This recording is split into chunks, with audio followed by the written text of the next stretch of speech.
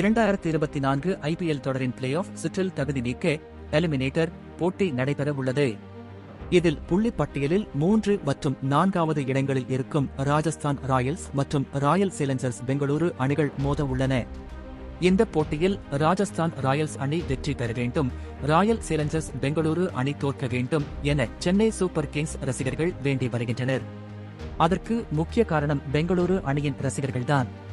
முன்னதாக லீக் சுற்றில் தங்களின் கடைசி போட்டியில் Chennai super Kings, Royal Challengers Bengaluru அணிகள் மோதின.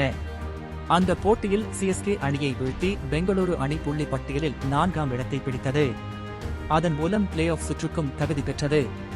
முதல் 8 போட்டிகளில் ஒரு வெற்றி மட்டுமே பெற்று பிளே ஆஃப் சுற்றுக்கு செல்ல வாய்ப்பே இல்லை என கணிக்கப்பட்டிருந்த பெங்களூரு அணி பிளே ஆஃப் சுற்றுக்கு முன்னேறி அனைவரையும் வியப்பில் ஆழ்த்தியிருந்தது.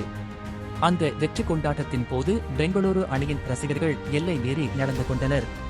குறிப்பாக சிஎஸ்கே ரசிகர்களை கேலி செய்தும் கிண்டல் செய்தும் தங்கள் அணியின் வெற்றியை கொண்டாடி இருந்தனர். அது மட்டும் இன்றி போட்டியின் முடிவில் பெங்களூரு அணி வீரர்களுக்கு கை கொடுக்க வேண்டி சிஎஸ்கே வீரர்கள் காத்திருந்தபோது அதை கண்டுகொள்ளாமல் அவர்கள் கொண்டாட்டத்தில் ஈடுபட்டிருந்தனர். சில நிமிடங்கள் காத்திருந்து தோனி பொறுமை இழந்து கைகுலுக்காமல் ஓய்வறைக்கு சென்றார். அதையும் சர்ச்சையாக்கி தோனி மீது குற்றம் சுமத்தினர் பெங்களூரு ரசிகர்கள். இந்த நிலையில்தான் பிளே ஆஃப் சுற்றில் பெங்களூரு அணி தோல்வி அடைய வேண்டும், ராஜஸ்தான் ராயல்ஸ் வெற்றி பெற வேண்டும் என சிஎஸ்கே ரசிகர்கள் எதிர்பார்த்து காத்திருக்கின்றனர். இந்த போட்டியில் பெங்களூரு அணி தோல்வி அடைந்தால் அத்துடன் தொடரை விட்டு வெளியேற வேண்டிய நிலை ஏற்படும்.